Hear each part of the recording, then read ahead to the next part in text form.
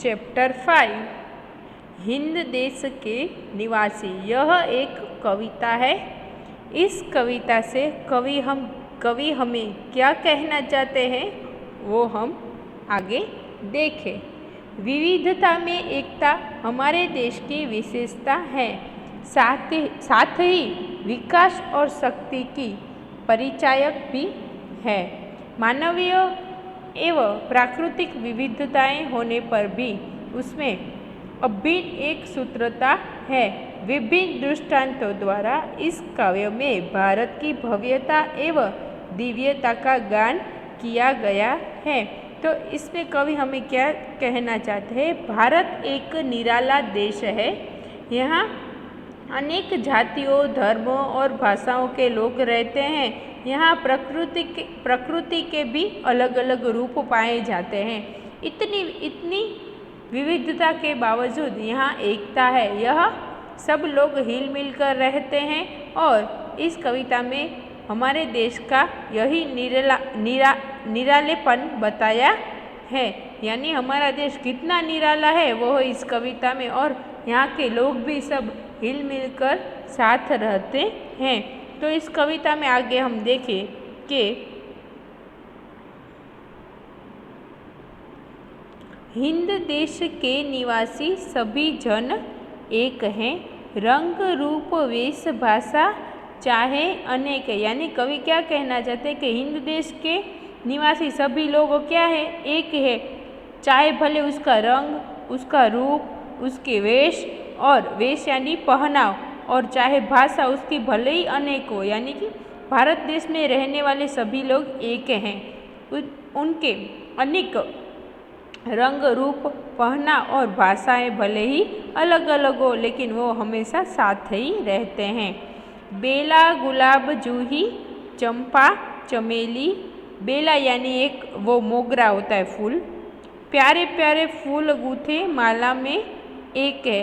यानी कि बेला, गुलाब, जूही, चंपा, चमेली आदि फूल अलग अलग होते हैं। यानी सब फूल अलग अलग होते हैं, परंतु ये प्यारे प्यारे फूल माला में गूंथने पर एक बन जाते हैं। जब हम माला में उसको पिरोते हैं, गूंथना यानी पिरोना, माला में हम जब उसको सब फूल को अलग अलग होते वो एक ही माला में पिरो, यानी सब एक ही हो जाते हैं।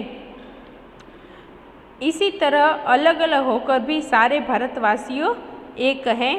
कोयल की कूक न्यारी, पपीहे की टेर प्यारी, गा रही तराना बुलबुल, राग मगर एक है।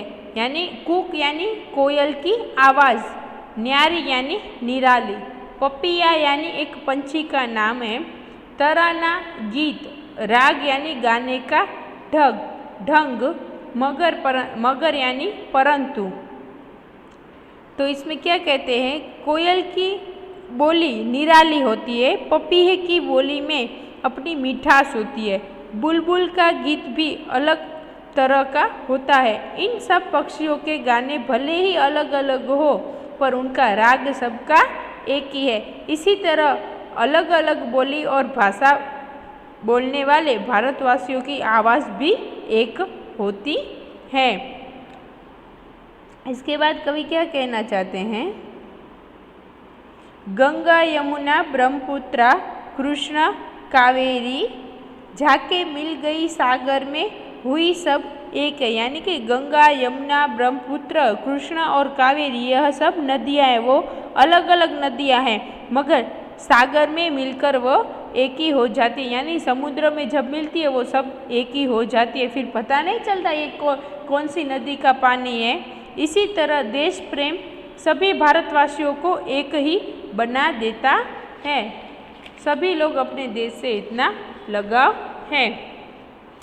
धर्म है अनेक जिनका सार वही है, पंथ है निराले सबकी मंजिल तो एक है।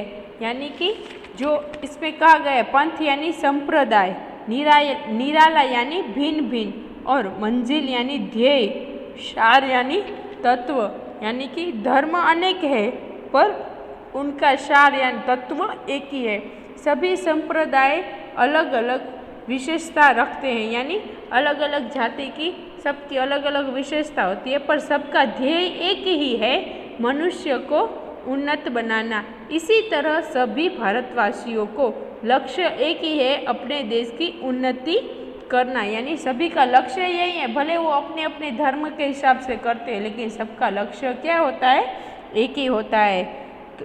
तो इस कविता में हमें यह सीख मिलती है। हम चाहे कोई अलग अलग जाति के हो, अलग अलग भाषाओं करते हो, अलग अलग कपड़े पहनते हो, लेकिन हम सब एक ही देश के हैं, इसमें कोई भी भेदभाव नहीं है।